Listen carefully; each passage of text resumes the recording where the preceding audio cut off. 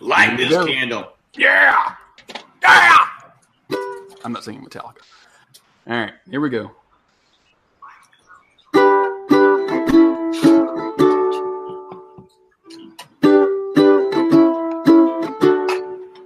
Welcome back to the Ramblecast. Check it out.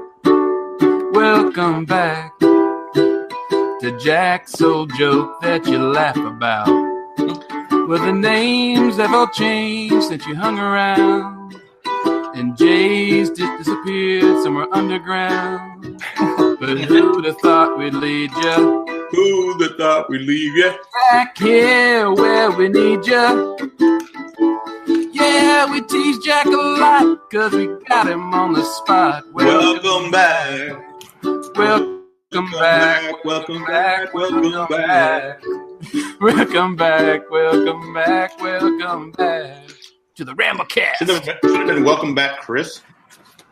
I actually was going to go with that. That's where actually I got the inspiration for the song. It's like, it's got to be a Welcome Back Chris song, but then I like giving you shit. So I was like, okay, I'll just... All right. I can go with that. That was good. I like Very that. good. Very, very good. Very appropriate. I know Matt likes to go first here because that's just the way he is. But Chris, you've been away for a while. What has been happening in your life? Oh my Christ! So since I've been gone, this is now an after dark show, so we can say that whatever the hell we want, isn't it? Is this your first one back with the new? It is, yeah. Excuse me. A lot has happened in the past 3 or 4 weeks, which is the reason why I haven't been on the show. Is that my life has been up in the air and in hotel rooms and friends' houses for the last few weeks. So I think last I left you guys, I was getting ready to sell my house, or I was going to Tennessee, or I don't even know what I was doing. I think I was in Tennessee. It was the week before I went to Tennessee. Oh, you got to watch that. You got to watch your Patriots play. Yeah, that was fun. What an awesome city Tennessee is, though. Or no, Nashville it is in Tennessee. It was such a good trip.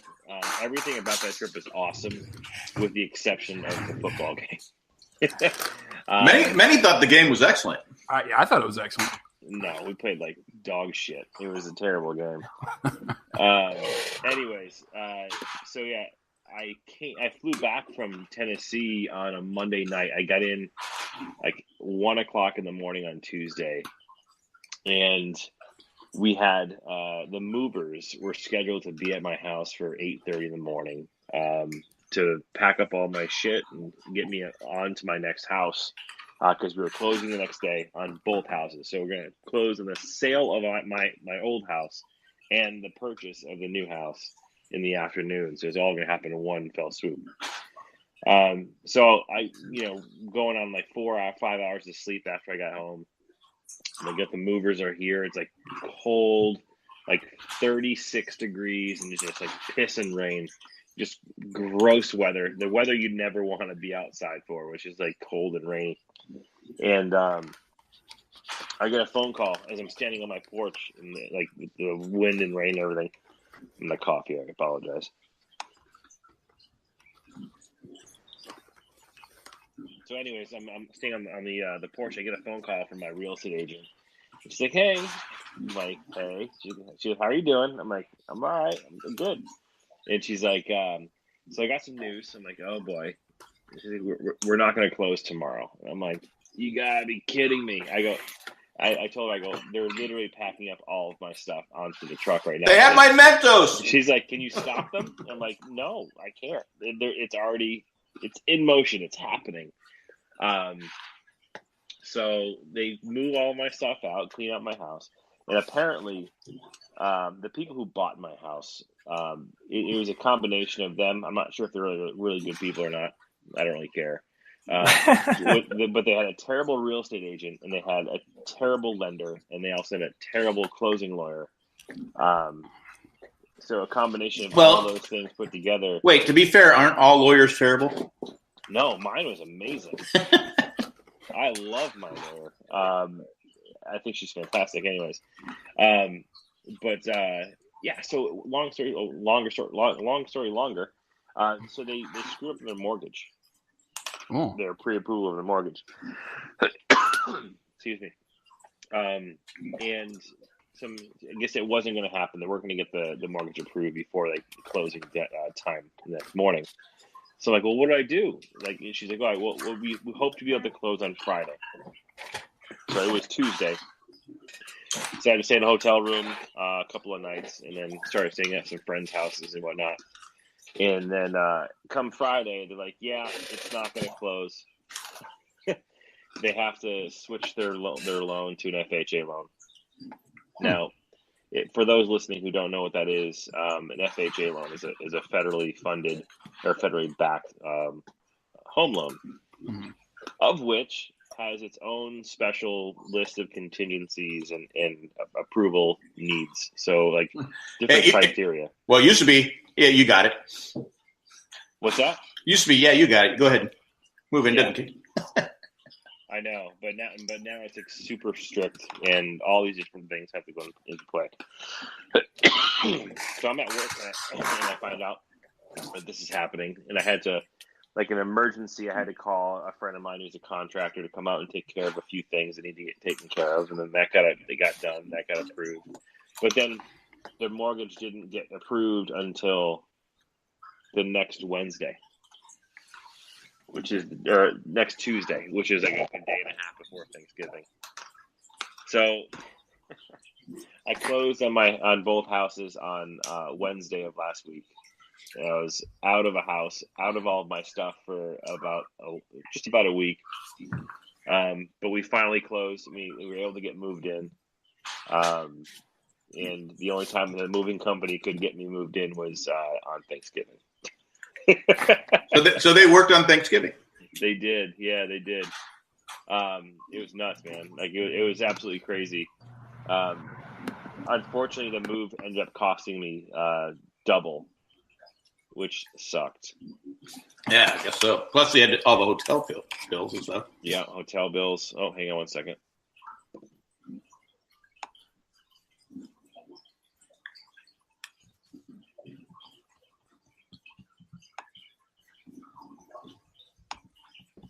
Well, this is great podcasting. Welcome back. Welcome back. Oops, sorry. Sorry. Oh, you sound great. Now you sound excellent. You might want to tell the story again because no one heard it. Welcome back. Welcome back. Welcome back. I think he's reading an email from his lawyer. All right, cool. I had to get my configuration set up so I can use my earpods. Anyways, so here I am back on the computer. It was just updated. It happens. You don't use it for a week or so. But anyways, yeah. So the move cost me double. They moved me in on Thanksgiving. I missed Thanksgiving dinner. Got to have leftovers at my brother's house though, so that was all right. But here I am, new home. You had a lot to be thankful for, though, right? And then yesterday, had a doctor's appointment with my wife, and I don't think I've announced it here, but yeah. my wife is pregnant. Oh yeah, no, No, we know. I don't think we knew. I don't think you guys know. I don't think you announced the sex though. I don't think I've talked about it on the show though. Actually, well, obviously they had sex. She's pregnant. I think we were on a patrons podcast. Am I right? Oh, maybe it was patrons. Yeah. Yeah, because. Oh, I see. Yeah. Okay. But yeah, so we found out we're having a boy. Nice. Oh, congratulations! Yes. Yay. Yes. In 21 short years, he can replace Tom Brady. Exactly. JP wants to know who the mother is. Now you got the set. That's great. Yeah. Oh, I keep forgetting there's a group chat here. I got yeah. I'm not on the group chat. I am afraid that it's going to just wreck my computer. So. Oh right. Yeah. Yeah. So, I'm going back and forth. I do want to share everybody that is in the chat, and also Nick. I have all of these balls. Are those planners? No, no. They're Utz. Yeah, Utz. Yeah, but they are the big giant. You've gotten hooked now. Yeah. My son got hooked on those, and yeah. he's a complete cheese ball addict now. Yeah. So my uncle actually is the one that turned him on to the cheese balls. So hey kid, come over here. Yeah, totally. I got something for you. Yeah. Put down those grapes. I got something for you. Cheese balls. Cheese balls. It's the next thing. It's dairy. Come on. Well, officially, I guess, Chris, congratulations. Even though I know we've talked about it on another podcast, but we're all really excited for you. So yes, I very much appreciate it. Yeah, it's been an interesting journey with all of that. So it's been great. Well, at least now for the home stretch, you're settled. You have the house. Yeah, that was the whole game plan. It was the Jeep.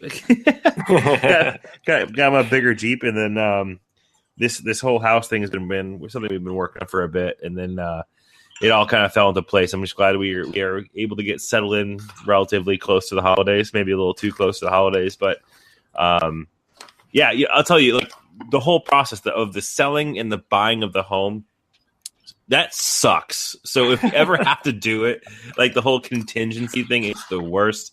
But also, don't do it when your wife is like 5 months pregnant, or 3 months pregnant, whatever it is. Your daughter probably likes staying in the hotel, right? She didn't stay at the hotel. She actually stayed with her friends, just so they can get her up to go to school in the morning. Okay, so she got her. Bonus. But she actually changed schools. So there's no. You're like, no. By the Hour Hotel. Didn't happen. But so my daughter has recently changed schools because of the move. So it's a big change for her. And right. And yeah. That's a big change too. Side story. This story won't be told anywhere, except for Ramblecast After Dark. So we did, and I'm not posting it because that's not something I would do. But we did like a gender reveal thing for Amanda, myself, and my daughter. We specifically did not want to do some party or anything like that. We just wanted to, for start us, we wanted to do it right, or start a wildfire. So we had our friend of ours go and grab one of those like balloon sacks, essentially, that kind of like old, like whatever color balloon it is. And so we did it yesterday in our front yard of the new home, which is kind of nice. I have a video of it, but I'm not gonna post it. But I had to edit it so much because my daughter was fucking pissed. No attention? She is so mad. She want a girl? Yeah. Oh no. She's much better off. Yeah, much better off. I mean, like I said, I've told these stories before. My daughters are 2 years apart. They still fight. Yeah, they're 27 and 29. I mean, they get along better. I mean, they you can see their sister. They can see their sisters and stuff. But yeah, oh my god. I mean, Jay's told story. I mean, growing up, oh my god, it was a nightmare. Yeah, these guys are going to be 7 years apart. No, she's better off. I know she doesn't think so, but she's better off. No, she's absolutely fine now. But like live in the moment of like all the emotion of like I mean, God bless her. She's gone through a lot for a 6-year-old at this point. I mean, she's from moving houses to changing schools, staying at her friend's house, like not having a place to hang her head really, and just so much change going on. And then the finding out that she's going to be a big sister, and then finding out that she's going to have a little brother. What did you have to edit out her saying, "Fuck this shit"? Yeah, I'm out of here. She's just, I don't want to be. She wouldn't be in the video. You can just hear her behind the camera be like, I don't want to be in the video. I don't want to. Fuck this. So yeah, our second, it was a complete surprise. We didn't have any gender reveal thing. You just said you didn't want. I heard you say it. What? You said we didn't want. I mean, we didn't have. No, we didn't want to know. No, I was just stuttering, but we didn't want to know. Actually, it was just going to be a surprise. So it, when he came out, that's when we found out. So yeah. that was. We did that with our. We did that with our last one. It was a bit overwhelming for me because I kept thinking, yeah, my grandpa had all girls. I'm probably going to have all girls. So I was just kind of resigned to it being a girl. And then when it was a boy, And they said, "Oh, Dad, it's a boy." And I just was like, I gotta sit down, and meanwhile my wife's just like laying there, and I'm just like, I think I'm gonna pass out. So, dads are never cool in the moment. Never cool. No. Well, our last, my wife had C-section, so, but our last one, we didn't want to know because we knew with the middle one, it was a girl. The last one, I said, let's just keep it a surprise. Whatever happened. Everyone said it was going to be a boy. Everyone. Oh, I think I see something there. And boy. Oh, you're carrying a boy. I'm never wrong. It's a boy. It's a boy. It's a boy. So I'm filming it because I filmed my other daughter's birth. And so when the doctor goes, it's a girl, I go, and there's a complete silence. It's like, are you sure? Because I was kind of really hoping for a boy. But it has a tail. Is there another one in there, Doc? Well, then because my wife, we had decided to tie her tubes, and they go, you still want to tie her tubes? I go, yeah, go ahead, because it'll be another girl. And I would have a house full of girls. And not that girls are bad. No, not that girls are bad, but I kind of have the same feeling like Matt did. Like my sister had 2 boys, and I have nothing. But as I'm getting older, your odds of having girls are more higher, I think, as you get older. And so I'm like, I know if I ever have a kid, it's going to be a girl. And we're like, no, not that it's bad. It's just like every guy wants a son. So. Yeah, and I was actually kind of pushing for, I was reading up on some things, as we were conceiving for my son. And I said, well, let's just try for a boy. There's some things on here that we can try. And one of them was, not eating, for the woman not to eat spicy foods or anything acidic. So staying away from tomatoes and staying away from like lots of stuff that had, high acidity. And so things that taste good. Yeah, that was a real hard thing to convince my wife. Like, hey, you're not allowed to eat tomatoes. So, but I can. Could you eat tomatoes? Oh yeah, I could. I was fine. You didn't do the whole because I went without. I think for the male, it was something about like drinking coffee an hour before, getting those sperm cells like all jazzed up or whatever. So who knows if it worked or not? There's a bunch of stuff out there that but. I was, call me superstitious. I was just like, well, let's hedge our bets. I mean, what's our chance to, and she's like, well, let's just let nature take its course. And I'm like, yeah, I know. Well, wasn't it true? You only had kids so you could take cuts in front of people. I don't take cuts in front of people at USPS. That is not what happens. It's not what you said. You clearly said, no, I took cuts in front of everybody. All right, look, Dennis backed me up on this. This is what you do. Oh, Dennis was drunk. Dennis is fucking right, and he called me right too. So I'm not buying it. I don't take cuts because of my kids. There's a specific place where you put the packages down. Chris doesn't want to hear about this. This is what you miss, Chris. This is what you clearly said. No, I want to hear about your package.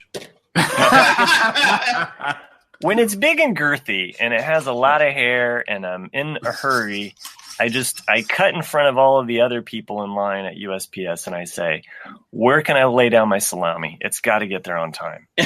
So, and usually it's an older woman and she says, you can use my back door. And I say, okay. Anyway. I'm paraphrasing because it is RADCAD or RCAD. RCAD. Now, so Dennis said you were right about taking cuts so you can hang your salami. Is that? I was not taking cuts. It is perfectly. It's not even a cut. But you are the one that said. I think Nick will back me up. I took cuts. I took cuts at the post office. All right, I misspoke. And I said because I have to pick up my kids. I misspoke. Why should I wait 10 minutes when I have to pick up my kids? Well, that is true. There is no reason to wait in line for like absolutely no reason because, as Dennis pointed out, it backs up the line and then nobody, it like clogs up the arteries. Yeah, tell that to everyone who's in front of you. I'm sure they don't give a shit. They just look at me nasty and then I'm gone. I tried that at the grocery store. I had, the 10 items or less. Mm-hmm. I had like 60. And I said, "Hey, I got kids." And nobody cared. Yeah, of course not. Now, what do you like? Do you consider like a 6-pack of Coke or a 12-pack of Coke? Is that one item or is that 12 one item? It's one item, Yeah. Okay. I'm always get paranoid about that because I never use Express.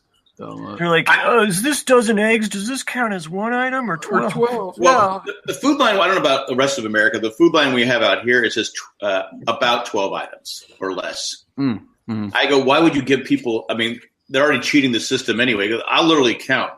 If people have like 10, if I'm in 10 items left and they have like 15, I'm like looking at them, I go, asshole. Yeah. Asshole. It's like the people that have a whole basket full of shit and they go to the self-serve. And they can't figure out how to find the goddamn barcode. It's like, what the fuck were you thinking? Yeah. What I know you have kids and have to get out of here, but what the fuck were you thinking? I am a master when it comes to that self-checkout. I feel like I'm faster than most people. I am too. But if I have a lot of items, I don't do it. The only thing that bugs me is sometimes I'll buy something where they need your age. I go, do you have like if you buy something that I go, you have a video up here. Can't you see how fucking old I am? No, that's a rookie mistake right there. Anyway, I remember because it was during the Clinton administration when they did like a national like must ID 18 and older for. Ooh, that's nice. Who's going to win that? You took some time to do that one, man. Yeah. This is an oldie but a goodie. It's something I've had for a while. Who's going to win that one? I don't know, but it's Santa Claus as a genie. So, and the title is Santa No. You got to rub him the right way. Yeah.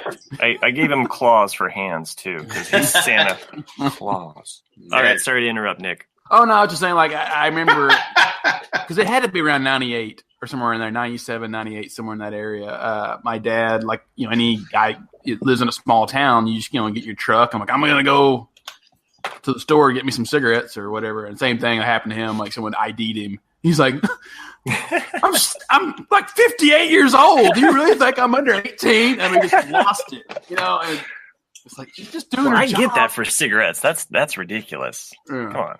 But it was because like that law had just passed. So like they were trying to be, and he didn't know it. It was just like, just drove 10 minutes into town. I usually don't get mad, but sometimes I go, come on, really? Here's the thing. Your dad probably looked somewhat intelligent, so they were like, oh, I don't know. This guy could be an inspector.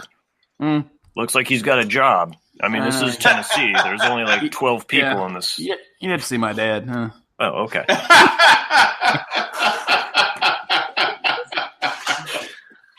Okay, I stand corrected. Love you. This guy looks like he's got out of high school. I mean, and he was in there for a while. Those tests are hard. They are hard. No shame, man. There's no shame in it, dude. No. Top of my class, 8th grade. Woo-hoo. Not like you're from Mississippi. Anyway, I'm kidding, Mississippi. I'm kidding. Oh, so I don't know. Like I feel like Chris should have like a lot of stuff to tell. He's been gone for 3 or 4 episodes. Yeah, I got lots of stuff. Well, let me tell. Let's just because I know Manny probably wants to know. Like, was there any bar or restaurant or something in Nashville that you were just like, man, I'm glad I came here? Yeah, there was. There was one of the bars on. I guess Broadway is like the main drag. And no one who lives in Nashville goes to Broadway. It's like a tourist area.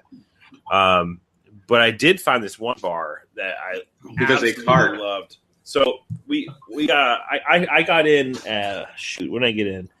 Friday night, super late, and all the guys I was staying with, we rented like a Airbnb, and then we got up the next morning and they wanted to go to the Johnny Cash Museum. I was like, all right, cool, I'll go to the Johnny Cash Museum. It was such a waste of money. Oh, it was. Yeah. It's like is it like the Alamo? Yeah, exactly. One question about the Johnny Cash Museum: did they have the car that was made one piece at a time? No. Okay. No. There's a video out there. They did have a lot of cool stuff. I mean, I guess if you're comparing the exhibit to like what you would see at a traveling exhibit for like an art museum, I guess it's pretty cool. But I think I paid like $20 to go in, and it was just like, all right, whatever. And everyone's all hungover and like want to throw up, whatever. We just finished breakfast. So we went there, and then that's not saying much for the breakfast. Yeah, but the breakfast is actually awesome. I forgot the name of the place. Nick, I sent you a text about the place. It was like one of the spots of like the civil rights movement. I forgot what the name of the place was, but I had some. You can't amazing... sit here. I think that's exactly that's the scene that was there. The place is famous for the protests. Woolworths, yeah, on 5th. Yep. Oh, really? Yeah, and then so that was good. But anyways. So after the Johnny Cash, half of the crew went back and were just like people were throwing up, going back to bed, couldn't handle because they were all 35 to 4-year-old men who shouldn't be acting like we're 19. Right. But once you've done Johnny Cash, so I said nay. I'm not going to go back and sleep. I'm here in Nashville. I'm going to have fun in Nashville. I'm here to party. So, a couple of my buddies, we started hitting up bars on Broadway, and are the lights much brighter? Dude, it was 10:30, 11 o'clock in the morning. There were no lights, and the scene was incredible. It was, and people were out drinking already. So, anyways, I went to a couple different bars. I went to this place called Whiskey Bent. Whiskey Bent was probably my favorite bar. In Nashville. Whiskey Bent. Yeah, it was awesome. So we get up to the bar. Meanwhile, my buddy he might still be drunk from the night before. We get up to the bar. Everyone just like freezes because there's all you can see is just bottles of whiskey. Have you been to the game yet? No. Oh, so you haven't had a reason to drink yet. Okay. Yeah, exactly. Yeah, exactly. So I'm like, all right, just. Everyone like paused for a second. Meanwhile, there's the whole bar is busy. People are sitting down. So I'm just like, give me 3 Bud Heavies and 3 shots of Jack, please. And for just you? No, for me and my 2 friends. And my buddy looks at me and goes, no. he's like, why would you do that? And the guy at the bar, sitting at the bar, turns around and goes, because he's a good friend. Right. Exactly. So he's like, I guess went to Nashville. You fit right in. I mean, even it's like everyone, like that's what I've always called. I've never said Budweiser or give me a Bud. It's always Bud Heavy. It's like give me a Bud Heavy and a whiskey. Like I mean, that's just what happens. That's it. Bro, that's what they call a Bud Heavy, a Budweiser. Yeah. A Budweiser's a Bud because you have Bud Light. So I've said it since I was a kid. Like you just say Bud Heavy. Like I've always said Bud Heavies. I never say Bud anything. So sounds too much like Bud Head. But okay. But that would have been cool too. But no. So that's we got the day started there. That's how that day got going. And have you seen the Johnny Cash Museum? You got to check that out. We didn't stop. So that was just the beginning of it all. It was crazy. Someone asked me, what was the rooftop bar that you were at? But Mandy, because I probably posted a picture from up there. That was actually on Sunday. That was our tailgate. That's where you said no Tennessee fans have you seen? Yeah, there were none. Like no Tennessee fans. Even in the stadium, I would say in the stadium it was easily 60-40 Patriots fans. Yeah. Wow. Not as bad as the Chargers in LA had it, but still bad. No, it was impressive, and again, because nobody who's from Nashville goes to Broadway, so that's probably a big reason why we didn't see anybody or any Tennessee fans. But it was literally everyone from Boston, right? So we had I was like, oh man, I was looking forward to seeing some of the of the Southern beauties. But unfortunately, it was Southern all beauties. Southern Belles. Southern Belles, but unfortunately, it was all I do declare I have not actually, we changed it to now it's Southern Buds. Yeah, I just like Matt's accent there. I do declare. Well, I know my wife and I used to travel to different cities to see that team from LA play, and which way is the stadium? I go, just follow the herd of their fans because. How far was the stadium from where you stayed? Not far. I mean, so we were. It's across the river, but it's across the river. So but it's walking distance. It's walking, from downtown. It's walking, yeah. Well, from where we stayed, it wasn't walking. So we took an Uber to downtown, but it was fine. Getting around Nashville is not hard at all. No, not at all. But Los Angeles would be a real pain in the ass. Mm-hmm. So I'll get to the transportation thing in a second. But the there is no transportation. But I was saying because with all there's no Southern belles. I was kind of disappointed to see some of that charm. All we saw were just haggard Northeastern women. Oh my God, we're gonna come down and the best way I can say this without being a complete dick is that the women from the Northeast who travel with the Patriots typically are not awesome. Polite enough. And there were some exceptions, but that was Chris, the Boston Patriot fan.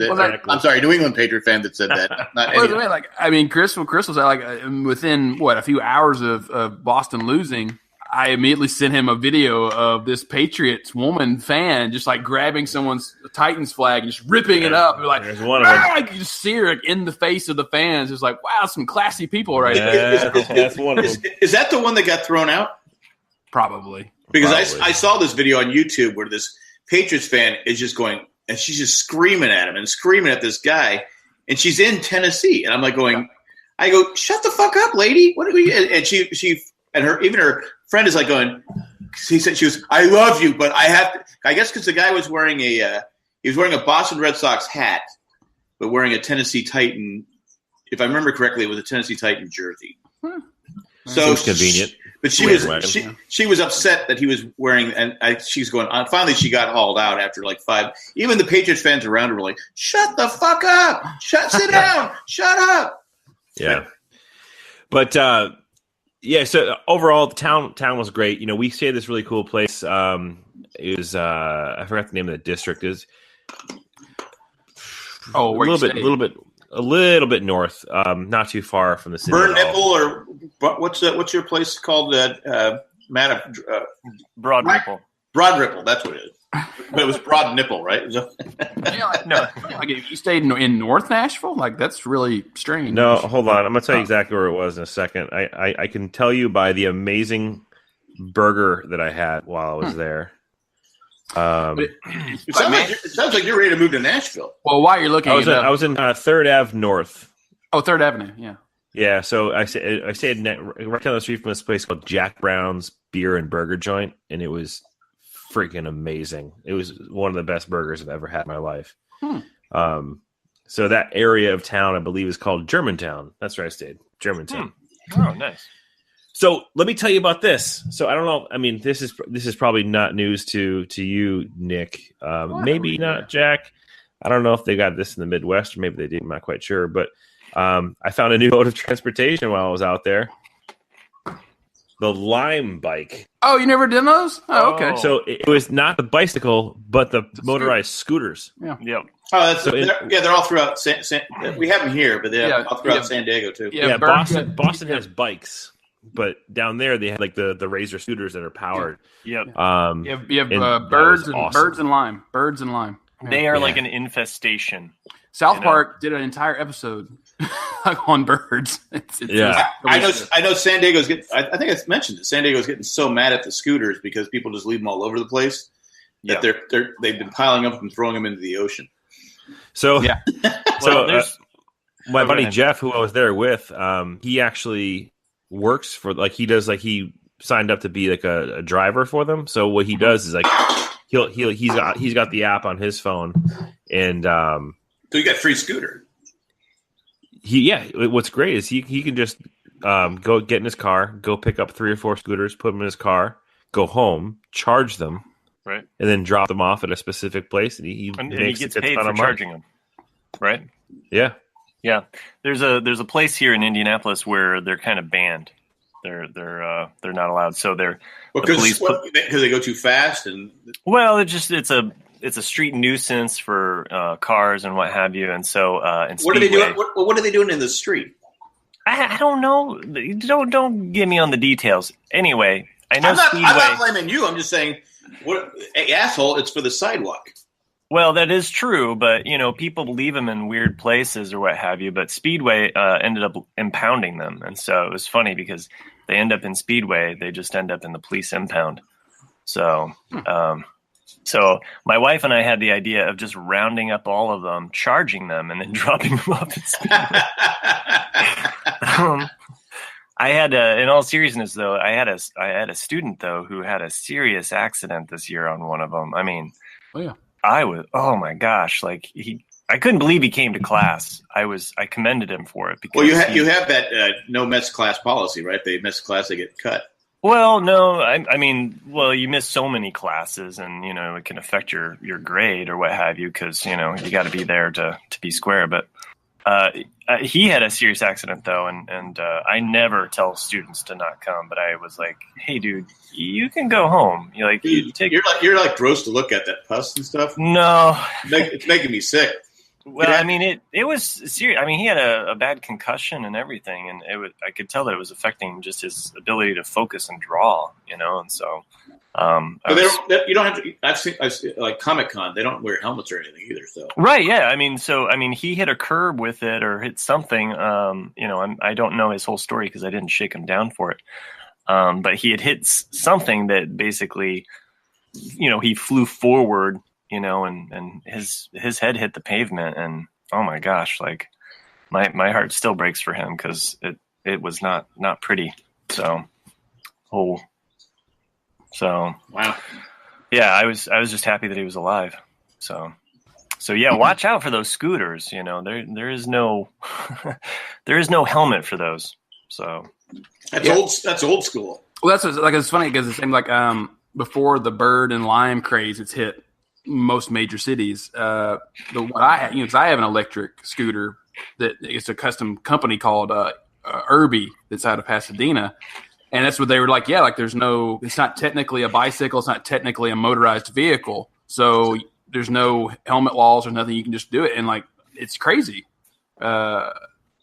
But the thing whips around. It's great. Charges really fast. But I mean, what I bought. So it was before all that. But now that Lime and Bird's out, I would have done that instead of buying an actual electric scooter. Oh. Do you have a helmet then that you wear or no? No, I don't, because I tend to ride it on the sidewalk, and I'm pretty. I understand that someone could hit me, but I'm pretty cautious when you need to get one of these. You need to get one of these. Actually, oh my God! You have no. That is awesome. There's a company, Matt. You need Stay on target. You need to come to Comic-Con. There is a company that makes those, and it actually is a helmet, like a motorcycle helmet, and the visors come up and down, with the thing, and they make them for Boba Fett, TIE Fighter, X-Wing Fighter, and a couple others. It's like, oh my God! Like, every time I see them, I'm like, I really want that helmet, but I can't justify it. It's like, yeah, you can. Who do you have to answer to? Yeah, yourself. Yeah. I'm such an impulse buyer. Like I was up in Santa Cruz, Monterey area all this past weekend. I saw great photos, by the way. Oh, thank you. I that's what I do. I love taking photos if I can find a good angle.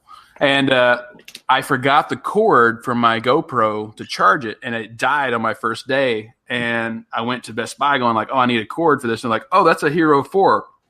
That's obsolete. I was like, I just bought it like 2.5 years ago. And I'm just that guy that's like, I don't care. Fine. I was like, give me the new one then. Give me the new Hero 7. And it was really worth it, though. The colors were so much better. You have a screen on the back, that shows you like what you're taking. It's got a stabilizer in it so it doesn't shake if you're doing video. I was like, so it was worth the money. But that's, all those fisheye photos I take are from the GoPro, and then, the iPhone. I think the iPhone is actually a really good camera. Yeah, you had some great shots. Yeah. Dan-worthy.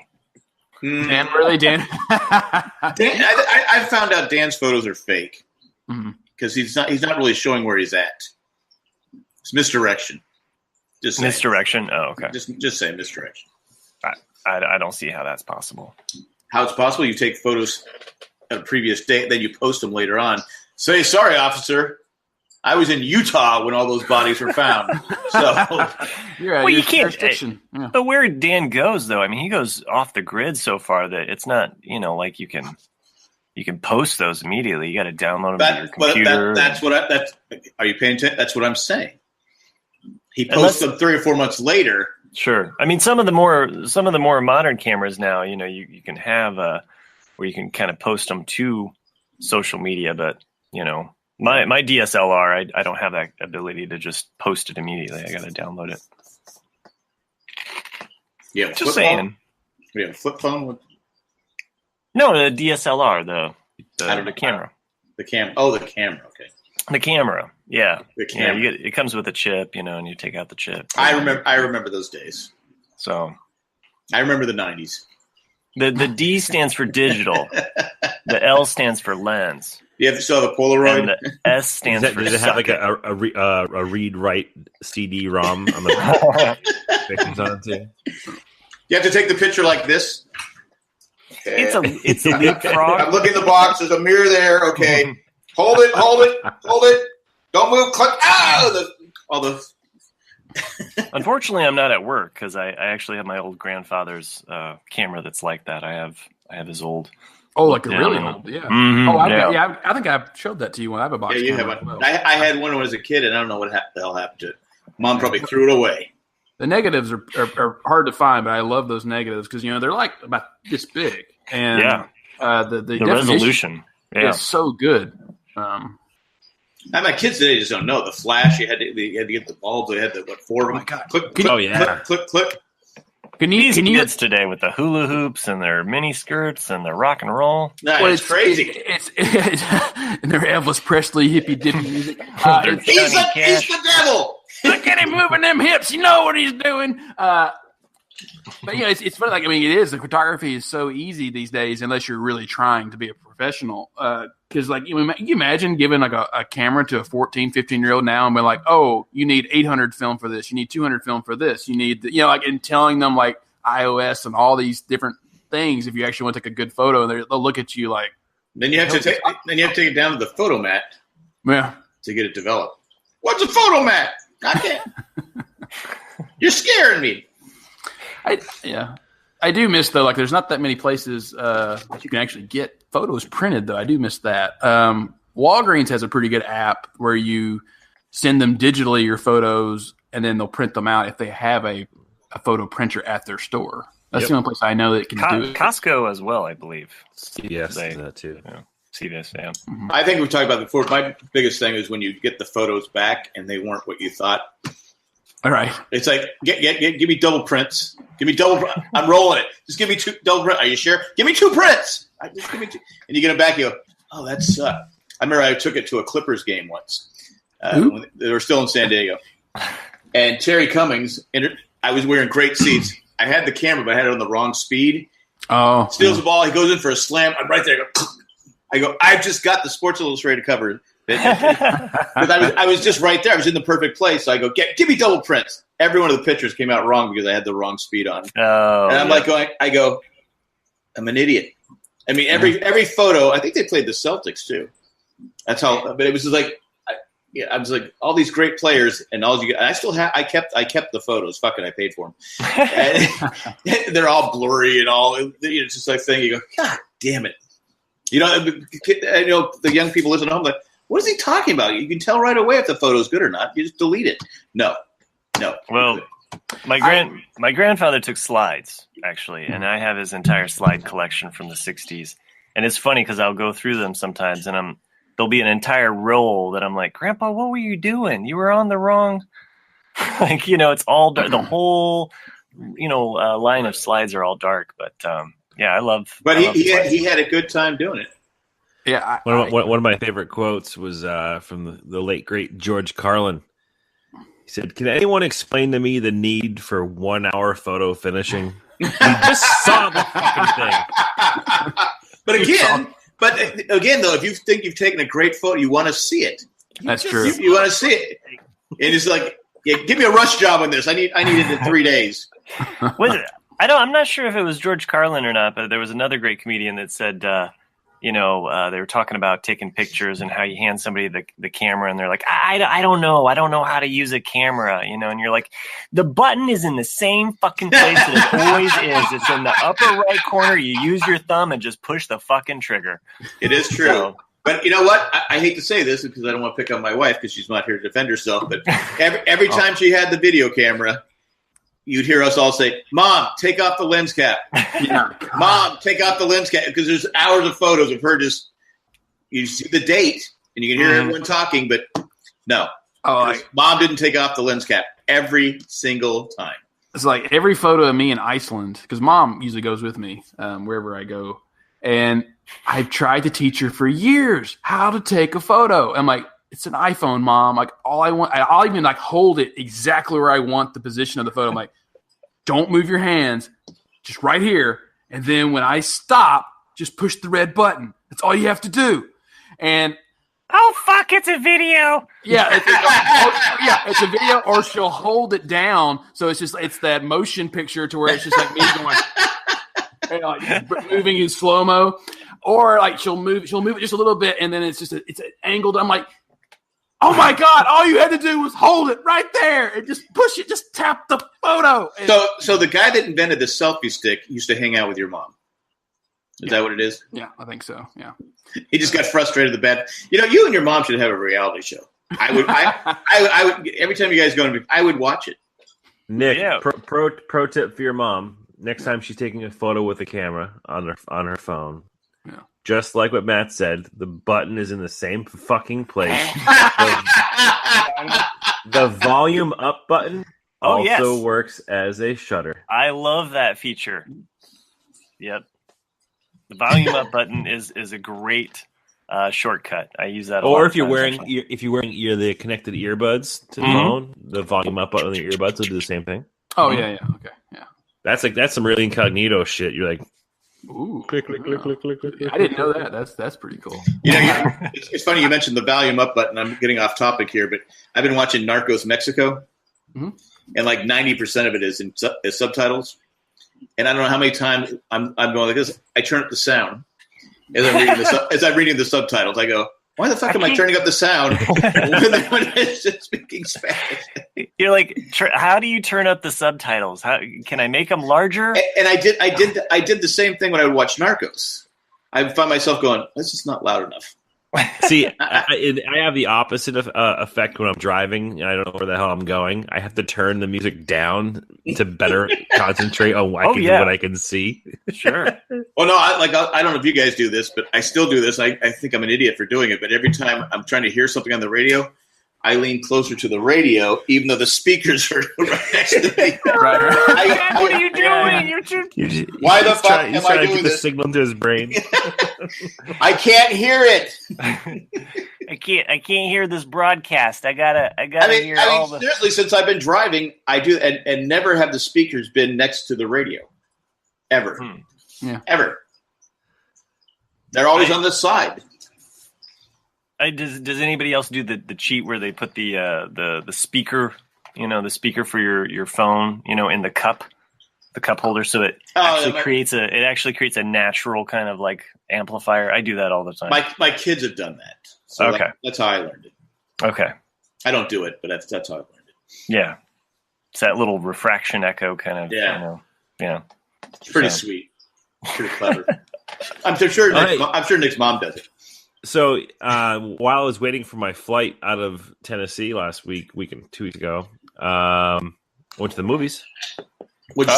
Yeah, I wanted to actually talk about it. I'm glad you bring this up. Go ahead. Yeah, went and saw Bohemian Rhapsody. Mm-hmm. Oh. Well, guys, spoilers. I don't want to hear what happens to him at the end. You can actually ask Matt and Jack. I've actually talked about the last two episodes. Like, you guys seen Bohemian Rhapsody? No. Okay, I'll just wait for Chris. Well, I gotta see Creed next. I gotta see Creed. I saw Creed this past weekend. Yeah. I really liked it. I thoroughly enjoyed Bohemian Rhapsody. I thought it was a really, really. I've heard mixed reviews on it. It's a mixed thing. Like it's like what I had said. I think briefly. Yeah, I as a movie, I really liked it. It hits all the right points. The last 20, 30 minutes of that movie, if you're not at least a little bit tearing up, then you're dead inside. Well, he's a poor boy from a poor family, right? Yeah. Well, I mean, it's just that, because I loved Queen. I loved Queen since basically Wayne's World, because that's when our generation got introduced to Queen. They were around before that. I know, but for everyone born in our generation, we were listening to 80s music. Is that when you fell in love with Charlton Heston's acting? That was in number 2. Well, Wayne's World. I mean, because he was the better actor. It was a bit part, but they did. They nailed it. He nailed the scene. Thank you. Forget about Ben-Hur, Planet of the Apes. But that Live Aid, that Live Aid performance, which they basically shot for shot, and there is already video comparisons of it out there, and how well they did it. It's almost exactly entirely accurate. And if you do not come away after watching Live Aid feeling robbed of Freddie Mercury's death, of just going like, we lost someone so magical, then something's wrong with you.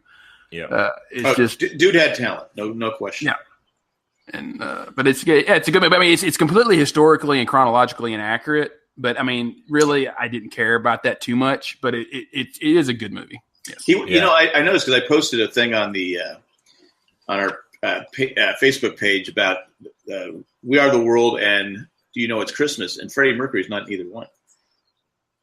No. Nope. Okay. I just thought someone of his talent would be there, but I'm just throwing it out there. Well, wasn't he for We Are the World? When was that? What year? That was 85 or 6. 85 or 86. That was I think 84. I think it's 84. Was it 84? Okay. I'm pretty sure it was 84. Because Michael Jackson hadn't lost his touch yet. And when you watch the video, does Bruce Springsteen look like he's taking a shit every time he sings? Oh, yes. We are. Because I used to do that with my wife's a big Bruce Springsteen fan, and every time I went to go take a dump, I'd be so, we are the world. It's not funny anymore. I go, yes, it is.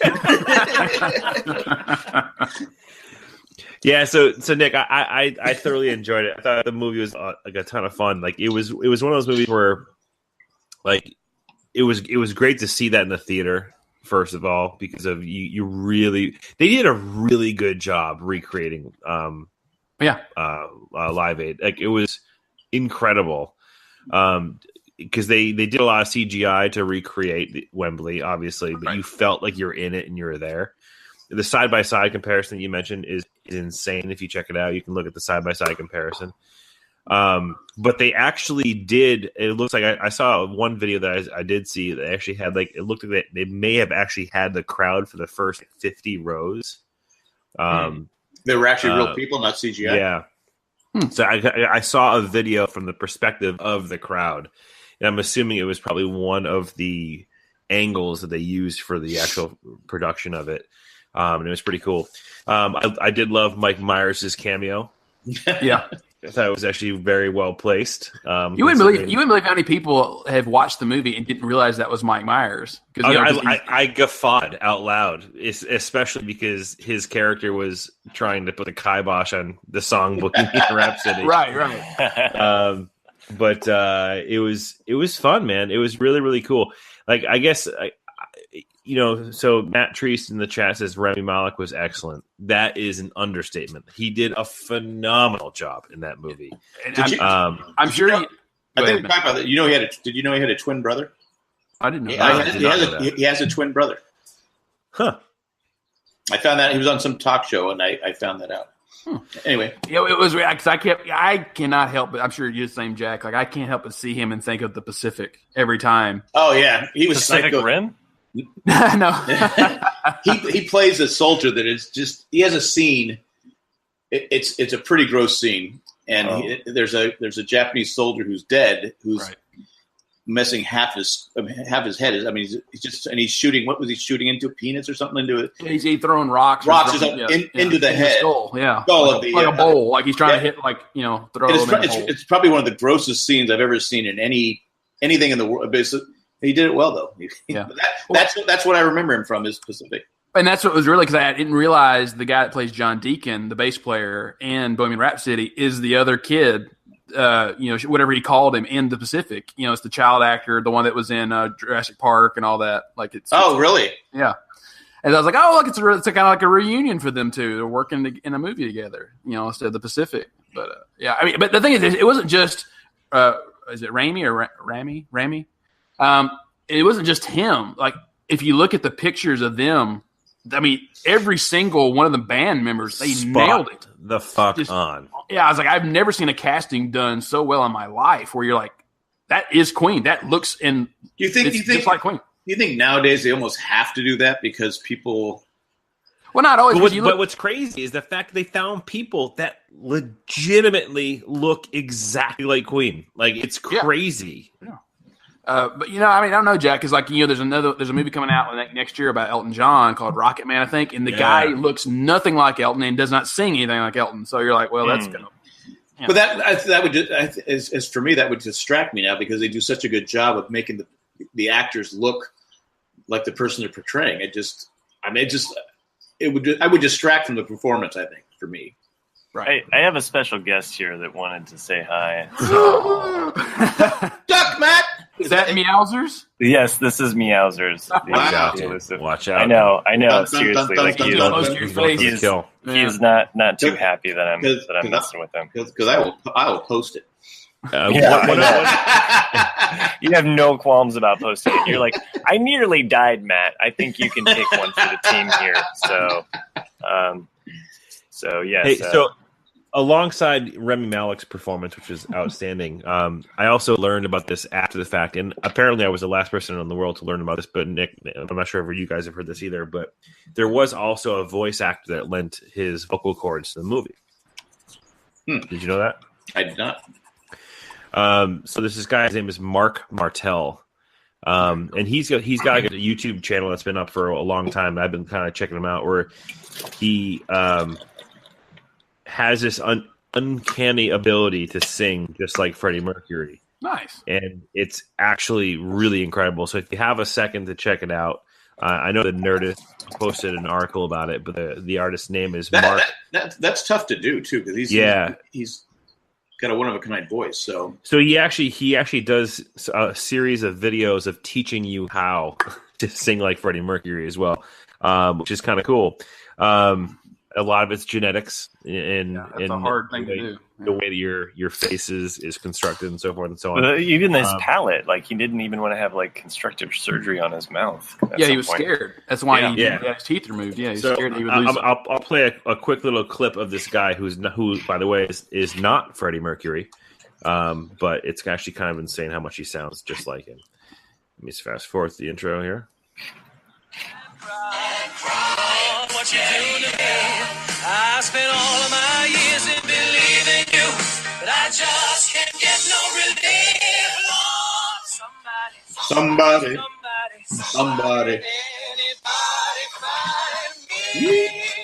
Actually, I think I have seen that guy before.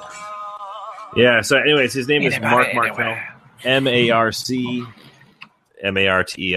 It's pretty incredible. If you have a few minutes, check out some of his feed. But anyways, so for the movie, they used his voice for a lot of the recorded concert footage, like for instance, Live Aid. So again, the performing that they did in the movie, I believe it was a blend of Rami Malek and his voice, which is pretty incredible. Yeah, I guess I got to see it. But I got to see Creed. Yeah, totally. Creed. I never saw Creed 1. I saw Creed 2 because I really wanted to see Drago. I must break you. It's gotten fairly decent reviews. I was left with a wanting more feeling. I won't say don't go see it, but it's a decent film. It's not. I don't think it holds up compared to Rocky films, but I've liked them all, so I probably like this one. Yeah, I mean, I think you will. I mean, I liked the movie. There was when you go in and you start watching it and you think like, oh man, like I hope you learn this or I hope you do this, and then like as you're watching, you're like, oh, okay. Because this is what the 8th one in the series of the Rocky. You had 5, 6 Balboa. Yeah, actually, I think this is okay. I think it's 8. Does anyone in the chat know? Anyway, I've liked the first 7. And people go, how can you do that? I go, you liked Rocky 5? What's wrong with you? I liked Rocky 5. I get it. I don't hear no bell. Ding, ding. Wait, I'll be on your shoulder. You bet against Rocky? Now, recently, YouTube released, or Paramount through YouTube has released like about 100 of their movies free that you can watch. Now, they do come with commercials, but you can watch them on there. And I think all of the Rocky movies are on there. Really? Yeah. So on YouTube, watch them for free through Paramount. So I think some of the Terminator movies, but there was like 100 movies that were that were released. Well, like I said, I love all the Rocky, but the Rambos. I was good with First Blood. First Blood's great. Yeah, First Blood is an excellent movie, and then it got just I know they made a lot of money off it, so I can't slag at it, but they were just stupid after that. First Blood is on its own. First Blood was excellent, and then Rambo was just like this is. I love the UHF parody. I still think of that UHF parody. No, it's Hot Shots, isn't it? Oh, the Hot Shots Bolt. Yeah. But anyway, Conan the Librarian. You like Rhinestone? You like Rhinestone, Jack? I'm not a big Rhinestone fan. No, that was with Dolly Parton, right? Dolly Parton. And no one has seen Rhinestone. No. Like even I think Sylvester Stallone doesn't even admit that. People won't admit they saw, or like my Mom Will Shoot, or something like that. Right? Yeah, come on. I've seen that one.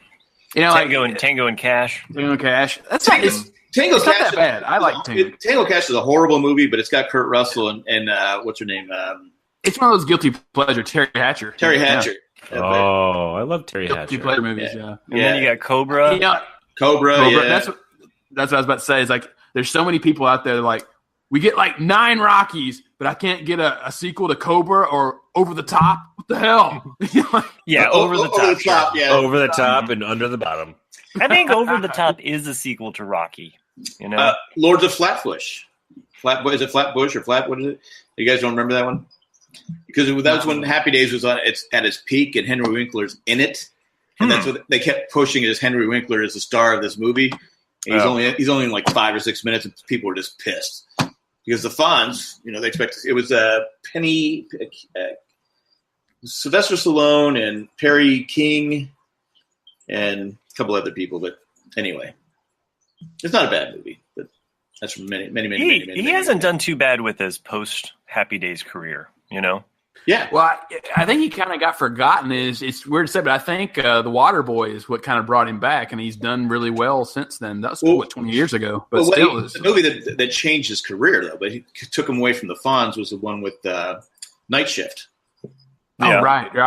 Night Shift, where he plays a completely different character than the Fonz, because he's the Fonz, he was cool, and he's not cool in Night Shift. He's the nerd. Well, and then I mean his appearance and cameos in Arrested Development. I don't know if they're cameos. I mean, it's actually a role, but I mean, I loved him in that. There's so many good cameos, and I mean, Arrested Development is just excellent. People out there, if you never watched Arrested Development, do yourself a favor. They shouldn't have come back to Netflix though. That's your opinion. No, it's everyone's opinion. No, it's your opinion. You know, I would stay in line at the post office just to avoid watching it. Okay, that's you. I still haven't watched the new season of Arrested Development. I should. I didn't either. I just said it just wasn't the same. It wasn't funny. I like Gene Parmesan. He's my favorite. I like cameos. I'm really enjoying Great News. That's kind of my like Netflix comedy that I'm kind of going through. There's 2 seasons. I think what really drew me in was they threw Tina Fey's face on the Netflix kind of poster for it, but she's really not in it that much. Oh, so fake news. What's that? Fake news. No, she is in it, but it's called Great News. And really enjoy it, and I think it has some moments. So, well, have you finished a show you were supposed to finish yet? That's probably like beat me to it. Yeah. three episodes. You had 3 last week. You were all excited about it last week, and you didn't finish it. Yeah, I got busy. There was other things going on. Man in High Castle. Oh, you guys can talk about it. That's fine. Go ahead, talk about it. Man in High Castle. It's been 6 months since I've seen it, so I 6 months? Come on, it's not been that long. It came out in October, the beginning of October. 6 weeks. It's now what, March? It is barely December. We're knocking on December's door. Knocking on December's door. Jinx, you'll make up. You could totally tell right there which versions you two listen to. You heard Matt with the Axl Rose like knock. No. Mine's totally Dylan. I don't listen to that. I heard Jack in that lower octaves. I don't know. The only version I listen to is the Pat Garrett and Billy the Kid soundtrack. One of my absolute favorite Dylan albums. It's so different. Yeah. I'm just not a Dylan. Actually, you should buy Gillian Welch's it's like Songs from the Revelator, and she covers Billy, and it's unbelievably good. Okay, I'll have to look into that. I mean, I've heard some of her work, but if for those that are unfamiliar with Pat Garrett and Billy the Kid's soundtrack, it is one of the few Bob Dylan albums in which he doesn't sing for like the first 2 songs, and when he does come in, it's this really nice breath of fresh air. He sings in "We Are the World." Yeah, he does. Oh yeah. I forgot about that. I don't know if he's actually singing. Like he's singing. If you actually watch the video, he's just kind of standing there going like, "Why?" I can't throw up here. I was watching the video the other day because I was trying to get my granddaughter to calm down, so I told Alexa, play me "We Are the World" because I knew it was a long video. And I'm watching. I think Kenny Rogers is stoned in this when he's filming, when he's doing the. You think? I think he's flat out stoned. Yeah, well, Kenny Rogers. Yeah, absolutely. Yeah, I think he's flat out stoned in this thing. If you watch it, wasn't he and Willie Nelson like best buds? Oh, never smoke weed with Willie again. But you look at the lineup they had. It was. I mean, they had Dan Aykroyd was there. Yeah. Right? So no, it was quite the who's who of the music industry at the time. Think of what the production of that day was, right? So they have a very basic song, right? Very easy house band probably played in the background. But they all had the lyrics in front of them though, because they literally all had the lyrics in front of them. What is it? We are the what? I can't remember. A couple of the performers had like a breakout line or two, right? That's my. And you think of that producer has to wheel in like 50 people, right? So they're getting all these people together. Could you imagine the green room at We Are the World? Oh man! Well, I guess that they said that who's the guy? There was a white room too. Well, who was the producer? The famous producer, record guy. It was because Michael Jackson wrote the song. It's Quincy Jones. Quincy Jones. And they said, Rubens, this is great if you're all stars, but you leave your egos at the door. We're doing this for charity. Yeah. And they said everybody pretty much left their egos at the door, and especially Cyndi Lauper because she was so. Well, that's what I'm saying. He almost kicked her out of the studio. Really? Because she was she was famous for owning that big jewelry and the bracelets and all that, like Madonna. Mm-hmm. And apparently, because when she was doing it, she was making so much noise, like it was all clinking, and so it was always on the mic. The audio track. And so they kept saying like you need to remove this stuff, and she refused to do it. And so I think they moved her away from the mic. You could, because she's with 2 other people, and she's in the back, right behind Hulk Hogan. Because I think Paul Simon was with Kenny Rogers, right? Am I remember correctly? Kenny. I was thinking Kenny's chicken. I know you put that poll out for those 2 songs, and this has nothing to do with it, but the song "It's Beginning to Look a Lot Like Christmas" has been stuck in my head nonstop. I cannot, and I haven't even heard it. I didn't post that. I know you didn't. But it's like somehow it just worked its way into my head. I was thinking about Christmas songs, and I was thinking about earworm Christmas music that gets stuck in your head. Mm-hmm. My wife loves Christmas music, so she'll say, Alexa, play holiday music. So all day today, I've heard "Do They Know It's Christmas" at least 75 times a day. Oh my god! Yes, they fucking know. Stop it. Didn't we do this like last year, year before last? We were talking about what's the worst or most overplayed or whatever Christmas songs are.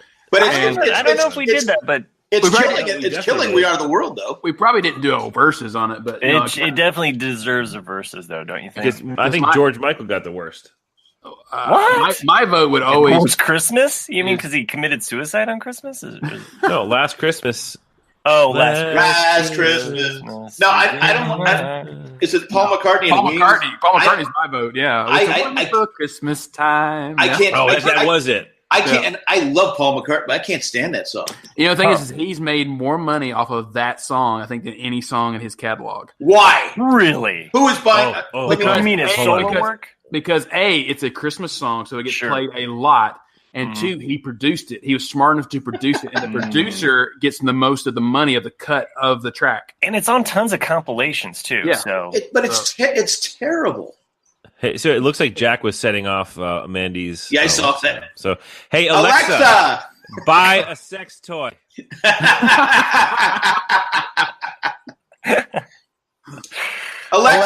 Alexa, say the Titans suck. Oh, I think I heard somebody say something. I think you just bought a sex toy, Jack. Oh, yeah. I think my wife just said our Alexa's going up. You just bought a Titan sex toy, which is even worse. Big There's blue no strap resale on. value on that thing. It can't go for $2. I saw that when they played the Chargers. Anyway. But, okay, how did the Tennessee Titans beat the Patriots? Like, was it the weather? Or the Patriots were like, hey, this weather is actually decent. I don't know how to play. Well, they had no Gronkowski, right? On any given day. Sorry, you're having PTSD. The Titans aren't bad. You remember, any sport, it's matchups. This is how you match up. And the Titans are good at stopping the run, except last week, except Monday night against Houston. Well, yeah, and I mean, the week after they played the Patriots, they rolled into the Colts stadium and dropped an egg. I mean, they barely made 10 points. They scored a field goal at some point, and they got a give me touchdown in the fourth quarter. But the Colts annihilated them. I was like, who are these? The Colts, I'm telling you, I think they could make the playoffs. They can make the playoffs. I don't think they're going to go far. I mean, but their next 5 games are easy. The Chargers have a brutal schedule. It's true. So I'm hoping they lose every game. I think Luck is one of those players that you just can't count out. I mean, the game-winning play of the game against the Miami Dolphins is he escapes a sack and a 3rd and 9 and throws basically a 30-yard bomb to get them in a position where they can kick a field goal and win the game. He's very high on his 3 touchdowns in 8 consecutive games or something like that. So, well, I think he's healthy again. He's healthy again, and he's sharp as a tack. So yeah, he's not to be discounted. So we'll see. I don't know if you guys follow me if you follow me on Twitter, you'll know that I like to bat. I like to have arguments with current Charger fans. I honestly don't care that they support the team, but stop being so fucking stupid. I don't know if you saw the game this week. They play in a stadium that holds 27,000 people. You're like Nick to Star Wars fans. Yeah, literally half the stadium was empty. And here's the defense of the Charger fans on Twitter: show the other side. I go, what the fuck does that have to do with anything? It's 27,000 seats. You should have 27,000 Charger fans. They're 8 and fucking going to the game. They were 7-3. You should have enough fans. You can bash San Diego all you want, but at least we supported when they were winning.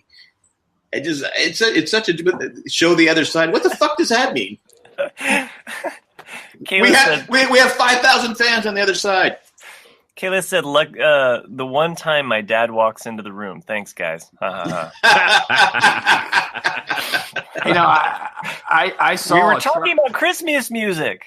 Yeah, and big blue dildos or strap-ons or whatever. Yeah, I actually saw a Charger fan in L.A. I think maybe a week or two ago, and I just stopped dead in the street and looked at him. It was like seeing like a white lion in the wild. I was like, whoa! Like, I didn't know they existed. Well, they keep going. It takes time to build a fan base. Fuck no. If you're when the NFL comes to your town, you start off with a fan base because people are excited that the NFL's there, and then if you're not good, they slowly will dwindle. You don't have to build a fan base. If it's because when someone tells you, "Hey, fucking Dean Spanos, we don't want your fucking team," stay home. But I'm not a billionaire, so I don't know. Drink for everyone playing along. Oh, because I said Dean Spanos. Fuck Dean Spanos. Fuck Dean Spanos. Fuck Dean Spanos. Fuck Dean Spanos. I guess you guys aren't going to work tomorrow. Anyway. But heavies and whiskeys. I love debating people, but not stupid people. When you have no argument, you're just using talking points, and you're just fucking stupid. Well, the thing is that, yeah, you're right. I mean, about the Chargers and everything, but I mean, even the Rams are doing good this year. So yeah, people aren't going to choose the Chargers over the Rams. It's just not going to happen. No, it's sad. I mean, you got to look at Phillip Rivers, who's probably going to be a Hall of Fame quarterback, and he's playing in a stadium that's for a high school, and you're looking and going, and he set the record for most consecutive passes in a game. I saw that, yeah. But it's like, if a tree falls in the forest, does it make a sound? If the Chargers win a game, does anybody care? Did anybody see it? No. In fact, people go, well, the tickets are too expensive. Their television ratings are they're the lowest ratings of all the games that are shown. Hypothetically, Chargers go to the Super Bowl this year. They win the Super Bowl. Nobody watches it. It's the lowest watched Super Bowl ever. Depending on who their opponent is, yeah. And nobody ever remembers that the Chargers won the Super Bowl. But at least you don't have to see that stupid meme again, Jack. Yeah, there you go. That's what would be funny is if the Chargers actually did go to the Super Bowl this year, is that no one would know. No one or care. LA would still not watch. They would be like, Chargers who? My wife, I think about this. My wife has been pissed for this whole season. Actually, since last season, because I'm the one that got her into watching football and to supporting the Chargers, and she finally buys into it. We used to travel to different cities, and this time they were in Cleveland. We didn't go. They're in Pittsburgh this weekend. She goes, "I'm just fucking pissed at you," because we had a blast in Pittsburgh. It's a fun place to watch a football game. She goes, "You need to pick a team." I go. I picked the Patriots last year, and I think I'm banned from rooting for them anymore. I think if I have to pick a team, it would probably be Baltimore, because Baltimore, because their fan. I've been to 2 of their games there, and their fans are just fun to watch a game with. They're just a good group to watch a game with. So, and it's close by, but I haven't decided yet. I'm still hoping the Chargers come back. I'm holding out hope. So fuck Deamie Santos. Yeah. I'm watching right now. Actually, on my left side over here, the Saints are going to get beat by the Cowboys. Really? Are you kidding me? Huh? What's the score? That's 13-10. But yeah, somebody had asked about who in the NFC. I think it was Mandy said who in the NFC. Mandy. So. Oh, Mandy, you can something and blah, blah. I don't know this whole song. What is it? Let's see. I'm getting on the thing here. Oh, it's still 10. It's still 10 minutes. 10 minutes left. Saints will win.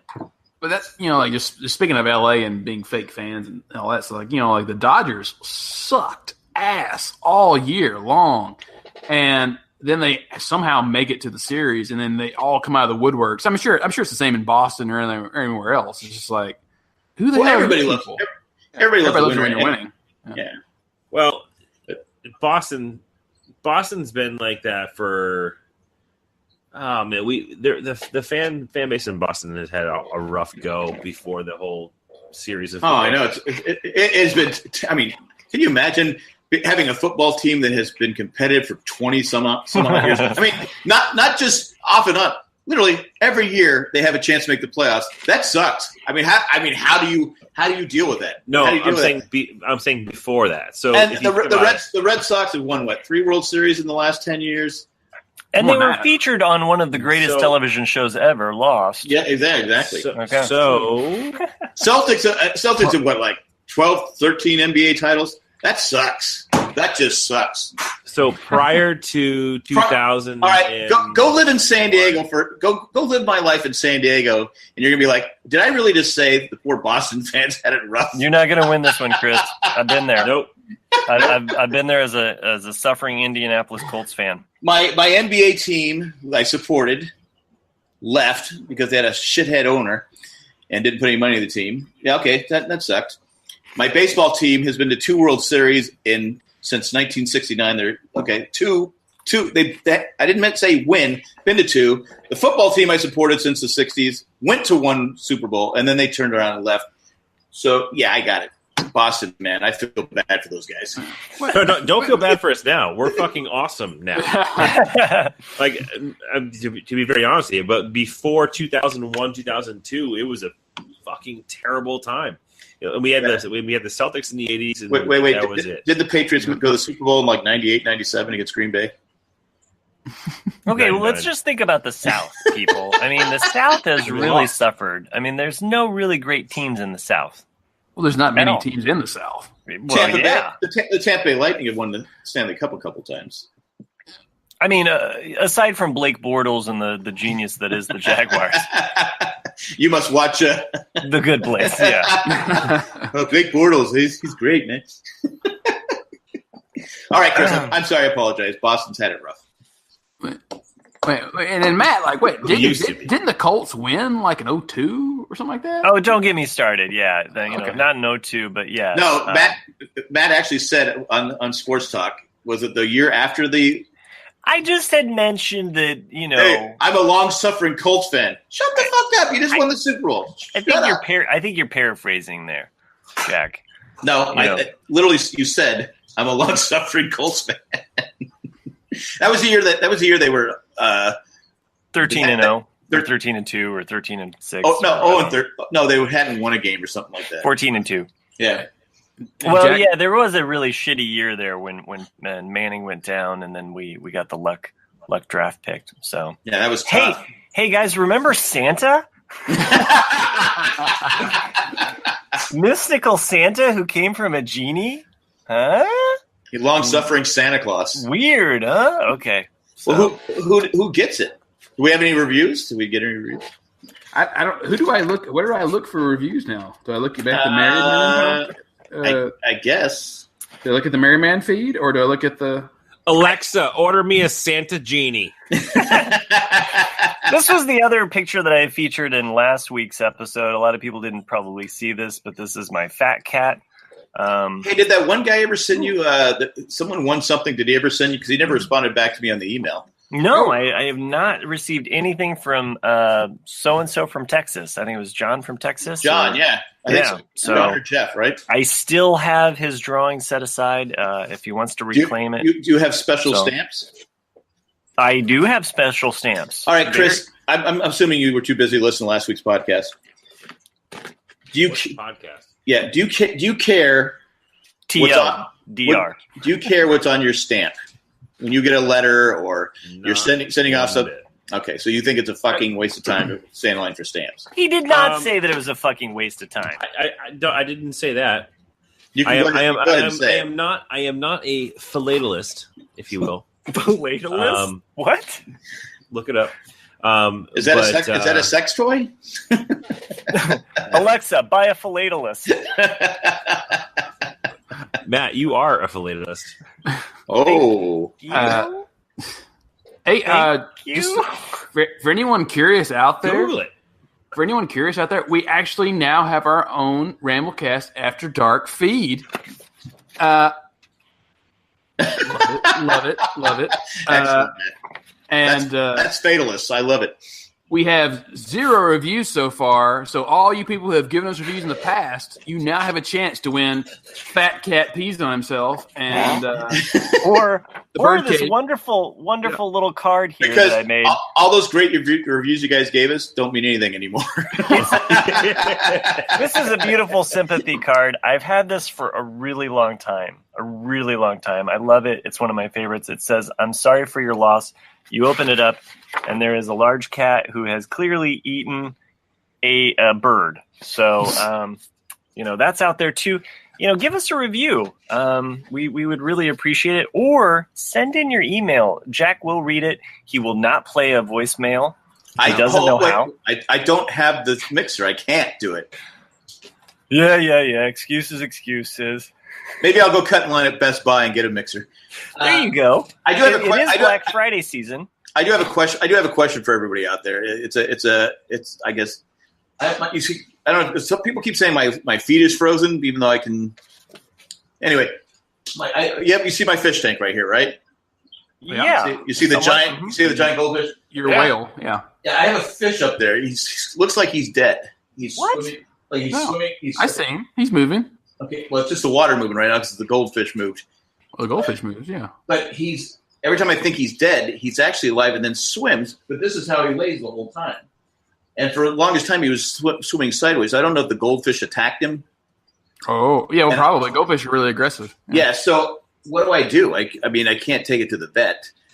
But my wife says, you can't kill it. I go, what? Is he suffering? I don't know. I'm not a fish expert. Just get some lemon pepper and some asparagus and throw that baby right there in the grill. I don't know if it's good eating, but Jack, what are people in chat saying? Because I really don't know what to do. while we're waiting, my OCD is where's there's the frame pictures that are usually behind the aquarium. Oh, they're back behind me right here. Oh, okay. You switched it up on us. Well, when I do the Crazy Hank, I don't want a bare wall back there, so I put the photos over there. And your award? No, the award's not. I don't do that. I guess Where's Richard Grieco? Richard Grieco is in the closet. My wife doesn't like. My wife, when we were recording the Dance with the Stars, she can't stand looking at it. Wow. I go, this guy used to be really good looking. She goes, there's no way this guy was really good looking. I go, no, really, he was. It's like, baby, I could put this on eBay and get a good quarter for it. It's our retirement. Let's see. I'm reading what people said. Well, they said that the video has been stuck on you all night, and they can't see any of my drawings. Really? Yeah. I don't know that. I don't know how that happened. Oh, so they can see me. I'm moving. No. Right. And they're really scared. It's probably why we dropped a lot of viewers and people in the chat. But, hey, whatever. Hey, you know what? Fuck Dean Spanos. I don't think we'll be able to get to a verses tonight, but I think we should do this Christmas song verses, right? For next week, maybe? Do it next week? Are we going to go for best or worst Christmas song? Ooh, what do you guys think? We did worst last year. Did we do worst? Did we do worst? I know we did a worst versus. Yeah. I don't remember that. Maybe I wasn't on that show. Huh. I don't know. Let's do best. Let's be positive. Yeah, what would Jay do? What would Jay pick? Jay would be. Who fucking cares? Jay would be Googling best top Christmas song of all time. It's beginning to look a lot like mishmash. It's gotta be the Beatles. Everyone knows. He would go for the Paul McCartney song. You know that. It's clearly Paul McCartney. Even though he's an asshole. Yeah. I've got mine. I know exactly what song I would pick. Wait. I'm dreaming a white Christmas. No, not that one. But close. We used to sing that when people would get busted for cocaine. Oh, okay. Back in the 80s, because we had crappy sports teams our whole life, so we had to have fun at the games. Speaking of drugs, speaking of drugs, guys, you guys know recreational marijuana dispensaries are now open in my lovely state of Massachusetts. That's great. I got to get a vapor or something like that, because the stuff that I got is just too strong. And I can't. It's like burning my throat, and I'm coughing and hacking. And I don't use it for pleasure. I use it to just try and relieve the back pain. After you come out with that strap on, sex toy, you're gonna need it. So. Just an update in the chat. They're really complaining about how it's been stuck on you all night. I mean, it's like, phew. What do you want me to do? I don't know, but Sherry, I am sorry. Anyway, Mandy says you did Christmas movie last year. So yeah, that's what it was. Here, I'm gonna do sponsorship. Here's Coca-Cola. Frozen. Actually, you're all frozen. Hey. Here's my toilet paper. It's Charger gloves. Fuck Dean Spanos. You know what you do? You know what you do, Jack? There's a little button somewhere on your control feature for Google, and you got to click off of it or something. I don't know. I'll say, is that better? Click around. Click around. I'm on control here. Maybe it's not on control. Maybe it's just you're controlling it somehow. Let's see here. It's beginning to look a lot like shit shat. Sorry. That's what I get stuck in my head. I'm looking. I apologize. That better? That is better, yes. I took myself off, and it's just JJ. People love it. They're actually writing in right now. Are they screaming in the streets? If anybody wants to see. Oh, fine. So everybody's there now? Yeah. No, I don't know. Let me. Well, they said they can see Matt now. What? They can. Okay. Jack, it's a good thing you fixed that when we're It's just almost done with the show. Hour and 40 minutes into it. Yeah. Okay, so to recap, there's. I'm a long-suffering Boston fan. There is this picture, which I didn't show. It's just You didn't show. Yeah, snowflakes. Aqua, Snowflakes falling. Aqua background. Snowflakes falling on an open fire. It's actually cocaine on a table. But, yeah. And this was what I had showed earlier. I'm sorry for your loss. And just to recap, that might be my favorite. Mm-hmm. Thanks. Yeah, he's done a couple good ones since you've been gone. Yeah. Since you've been gone.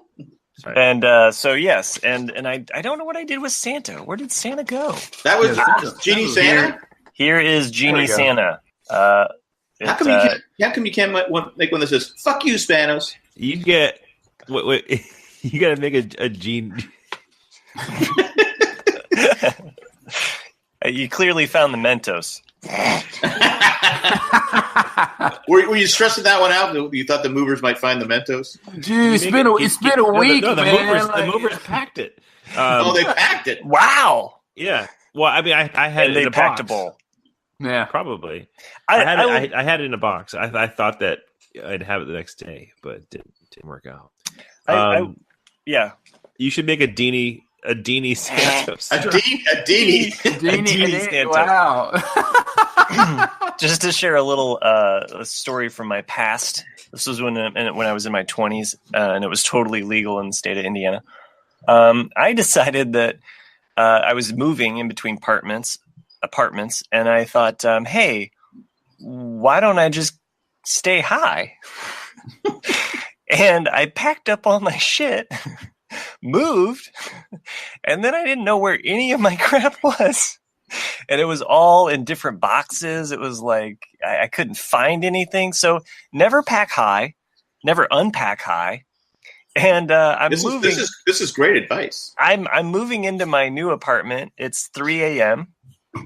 I am unaware, completely oblivious. Wait! You're moving in at 3 a.m. What were your neighbors thinking?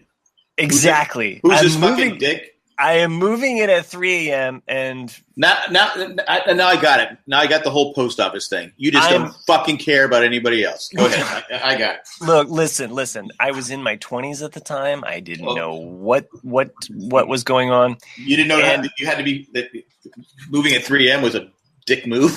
No, the dick move was probably playing Led Zeppelin at 3 a.m. as I'm moving. And completely oblivious that I have new neighbors up above who came down knocking at my door and said, "We're trying to fucking sleep." And at that point, I'm higher than a kite, and I'm like paranoid as shit, and I'm like, oh my God. Did you say, what, not Zeppelin fans? Come on. Yeah, I was like, come on. The song remains the same, man. Now, Jay always gets upset when you mention Pot and Zeppelin, because I used to say that was a stoner group. You know, it was stoner music. I can confirm that in my 20s, yes. It's not. They're really great musicians. No, people listen to it for the music. I go, yeah, I'm not saying they weren't a good band. I go, but I grew up in the stoner age. That's what people listened to when they were stoned. They listened to Led Zeppelin. And their lyrics were so hard-hitting with, baby, baby, baby, baby, baby, baby. Is he really just saying that over and over again? Yes, he is. All right. Anyway, sorry. That was my little words of wisdom. You're lucky you didn't get beat up. It was the mom that came down. Oh. They moved out.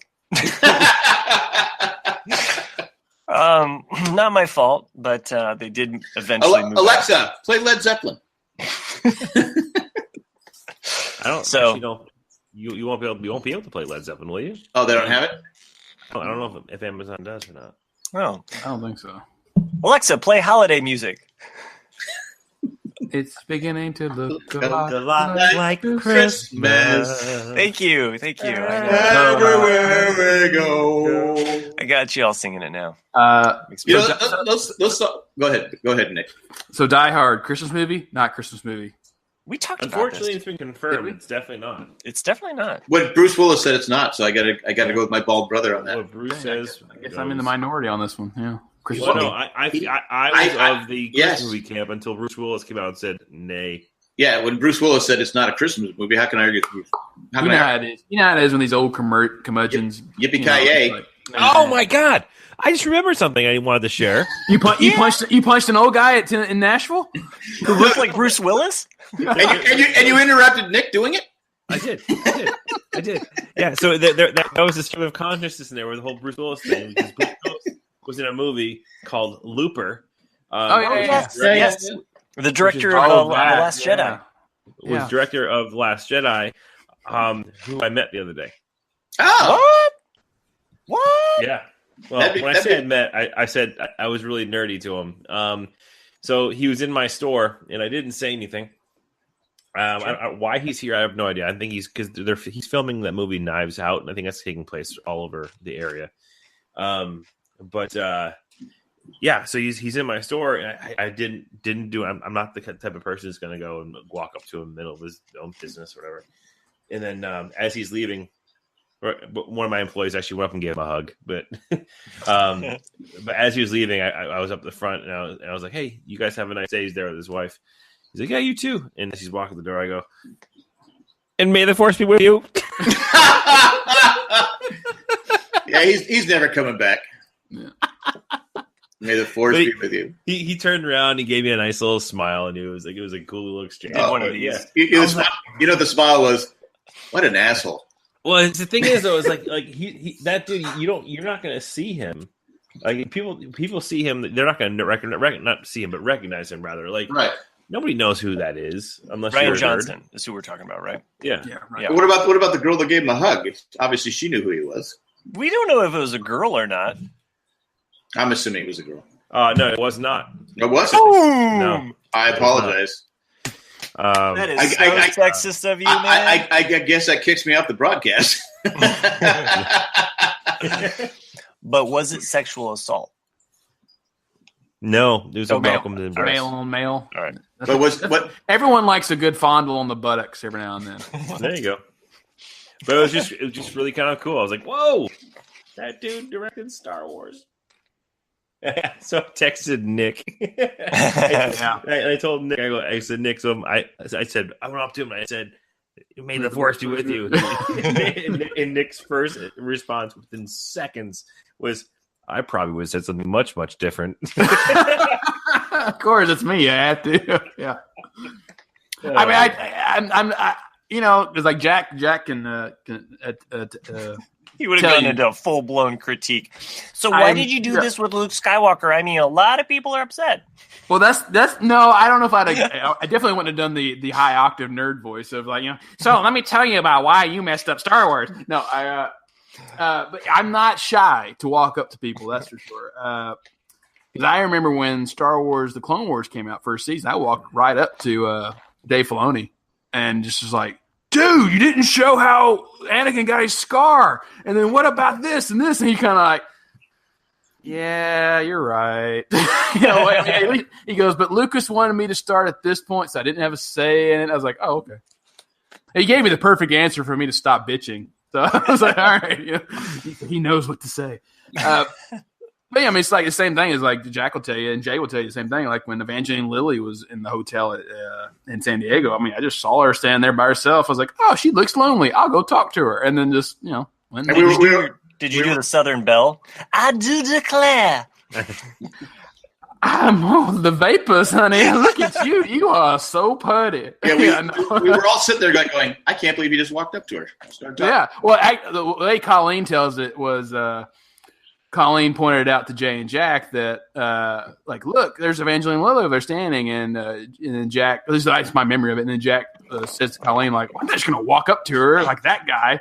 And then Colleen's like, "You mean Nick?" Like, "Oh, yeah." That's it. That's exactly what it was. I go, "I'm not going to walk up to her and be that nerd guy that walks up to." I think I said nerd guy because because you could see all the people. There were a lot of Lost fans there, and they're all like going, "Oh my God, it's Evangeline Lilly! Oh my God, it's Evangeline Lilly!"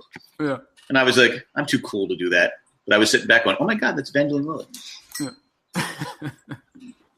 I mean, I like it. It's a memory that I have. She doesn't have that memory because, I mean, it was Tuesday for her. Because I think we've met her. I've met her 3 times now, and she. Oh, wait, 4 times I think, and she still goes.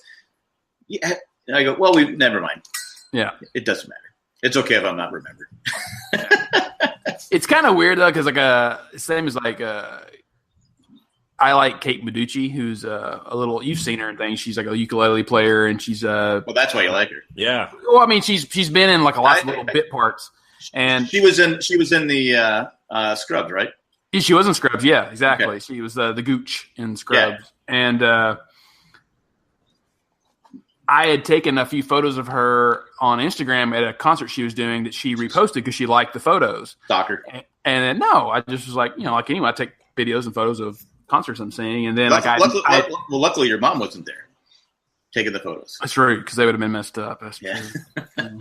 But and then I had met her once previously before, but I saw her at an art exhibit maybe a month or two ago, and she looked at me and she's like, "I know you, don't I?" And I kind of was like, "We've met." but or something like that. But it was like, yeah. Well, at least you remembered that you. Yeah, it makes you feel nice. But she is really a kind of a geeky social person. So. Yeah, but at least you remembered you. Yeah, I was happy. That's nice. It's nice to be remembered. Oh, Matt disappeared. Yeah, I think we bored Matt. Mausers must have attacked. Did you guys notice I was gone for like 2 or 3, 4 minutes? You were? Yeah, my computer kicked me out. Oh no, I noticed that. Yeah, okay. Yeah. So was I.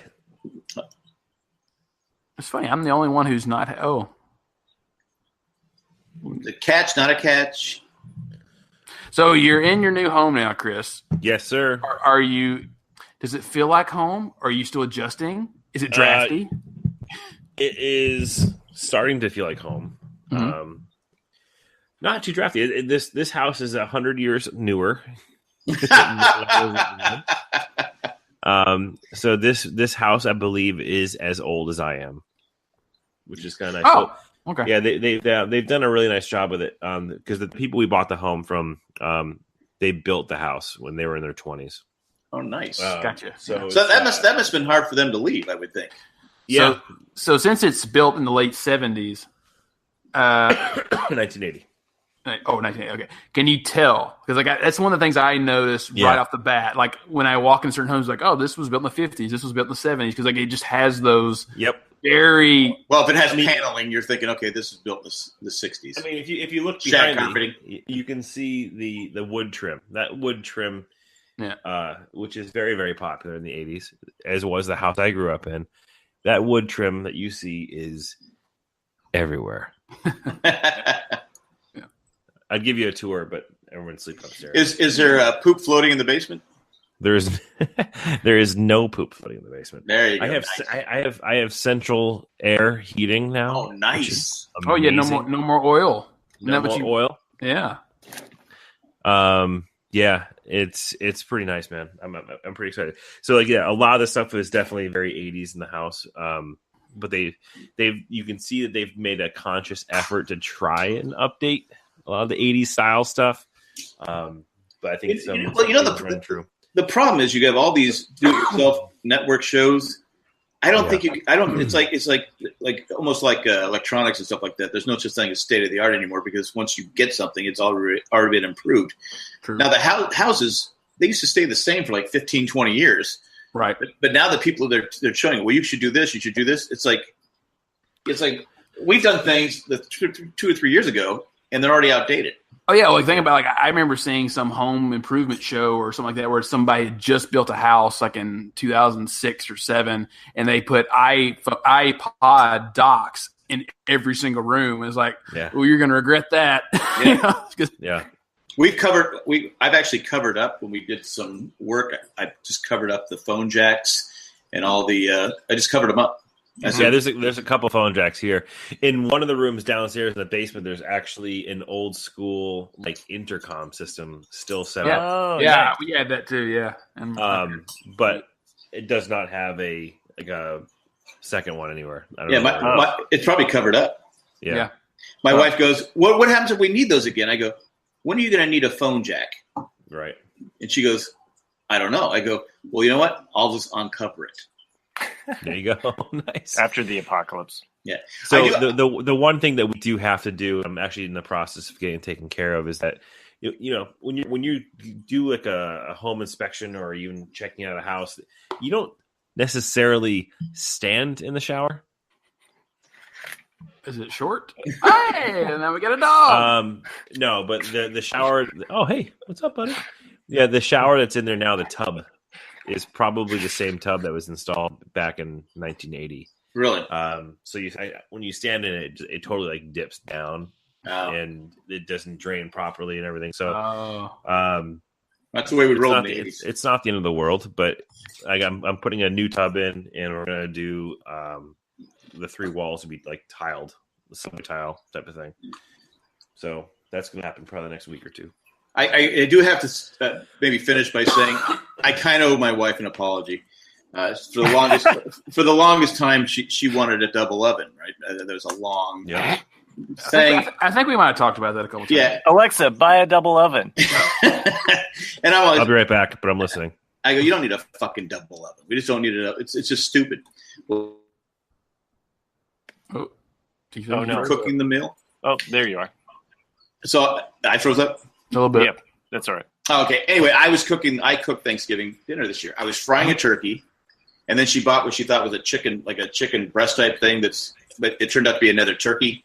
I go, what am I doing with this? I go, well, I guess because she didn't know if everyone's going to like the fried one. So she said, in case you fuck up the fried turkey, we'll have a backup. I said, okay. So I had to cook that one as a normal, and that it takes like 2.5, 3 hours to cook the turkey. So I'm doing that one. I'm frying. It took me an hour and a half to warm up. I had it outside. I have an electric fryer. It took like an hour and a half for it to warm up. And of course, everyone showed up Jay and Colleen are usually late. They were on time. Everyone was on time. I'm like, I'm not ready yet. So, and then I'm trying to microwave certain stuff, and I got all the things on the stove topper going. I go, fuck, I need another oven. So you were in a situation where you actually wanted the other oven. Yeah, because I always call this is going to keep me off the broadcast too. I always jokingly called Thanksgiving Dad's Day because that's the day I just sit around and eat and watch football. Oh. I said, so Dad's Day is getting screwed because I have to make the meal and stuff. Dad's Day gets screwed because the Detroit Lions suck. Yeah, why are we always forced to watch freaking Detroit? Because it's Green Bay every year. It's tradition, but no Cowboys. Cowboys. Sorry, yeah. Again, I'm just joking, ladies. I just think it's funny to throw out Dad's Day. She goes, you have Father's Day. I go, do I really get it? Do I really get? I mean, I have to do. Everyone comes up. It's Dad's Day is Thanksgiving. Yeah, that's the day I'm just supposed to sit around and do nothing. I like it, Jack. I agree because no one remembers Father's Day. It's just kind of No, they don't care. It's an afterthought. Yeah. It's in the summertime too, so you're always doing shit outside. Yeah. So I usually have barbecue on Dad's Day. I mean on Father's Day, but I fried the turkey. It came out pretty good, but I'm gonna keep trying. I'm gonna keep tinkering with it. This was the second time I did it. It was really good. It was nice and tender. I injected it with virgin olive oil and butter, and then put all the seasoning on it and stuff. And why does it gotta be virgin? Because it's better than the other oil. I don't know. Sure. I was going to say something, but I've already been in enough trouble today. So it's lube. It's lube that hasn't been used yet for his sex toys that he's got on the way. Yeah. We should probably end it there, I think. Yep. But anyway, congratulations to Chris. Yes. Thank you. And so good to have you back, Chris. It's great to be here. I'm sorry I was gone, but I enjoyed it because I wasn't the only one who had to interrupt Nick. So that made me feel a lot better. And goodbye from Baxter. This is our dog Baxter. So this is one that keeps escaping, right? This is the escape artist. We've nicknamed him Houdini. So I think he's confused. He doesn't know what the screen is. Yeah, he doesn't know what's going on. He's really just looking at those cheese balls like, come on, man. Come on, give me a cheese ball. He wants to get hooked on those cheese balls. So, if you need to buy some Planters cheese balls like we all do, right, you're going to go to Amazon. And Sherry gave a big props to Nick because he got the Amazon link correct. For once, we got it right, which is jandjack.com/Amazon. And what about patrons? You want to do that one? Me? No, I don't remember those guys. That's Matt. Matt does a good job with those. All right, Matt, do the patrons. What? Do the patrons? You mean list the patrons? Because I just say go to jandjack.com and click on the patrons link. Oh, that. Yeah, because at $1, you can join us for this live feed, I believe. And the best part was for 90 minutes of it, it was just seeing me. So that's a win-win. For Jack. Alexa, get this old bald head guy off my screen. You got your cap on. You're good. I do. Matt, next week, Dean can't even say it. Deamie Santos? Deamie Santos. Deamie Santos. Deamie Santos. Yeah, I wrote it down. Yeah, or send us an email, and I'd be happy to hand out. I know there was a lot of people in the chat. I would love to just pick somebody at random, but I had a lot of good drawings that I showed off. Some oldies but goodies. Send us an email, even if it's just like, hey, RCAD at gmail. I'm sorry, RCADcast. Yes. At Gmail. It's really simple. RCADcast at Gmail. If you want to give us a call, fuck off. Fuck you, Dean Spanos. We can't do it. Yeah, and write us a review. We're a fresh new feed now. So is that what it says? Ramblecast After Dark. Or I just went to the podcast in my iPhone and I typed in Ramblecast and it was the first thing that popped up. Really, because I was really going for the RCAD. Yeah, it's the new logo. Of course, we have Married Man. We have the Married Man show that pops up first, and then RCAD. Jacob did a great job on the logo, I thought. So yeah, give us a feedback, and you can rate us and review us again, if you have already, and I'd be happy to share some artwork. And I will fucking give you a nice, cool stamp. Screw Jack and his anti-USPS philatelist. Yeah, I mean, what is he, MAGA? So come on. No, you're a philatelist. What? Philatelist? What a word! I only use a ladle when I'm cooking soup. Anyway, but like I said, if you've given us a review in the past, one of the things is I can't give another review. Yes, you can now. Yes, you can. If you look at the logo, the best part about the logo, I think, is how Jacob listed the names. What do you think, Nick? Yeah. You know what's funny? The only thing I said, I go, Jay. I go, yeah, whatever. I don't care. So, but I never noticed that you were. Well, you might want to tell the story, Nick. Well, no, my opinion on the new logo is well documented now. A lot of people. He's just upset because he got billing after me because my M comes before N. It's not my fault. I mean, so does O for the other guy. I mean, either way, I was screwed. Chris hasn't been here for a whole month. And he got third. He got third billing. Yeah. Hey.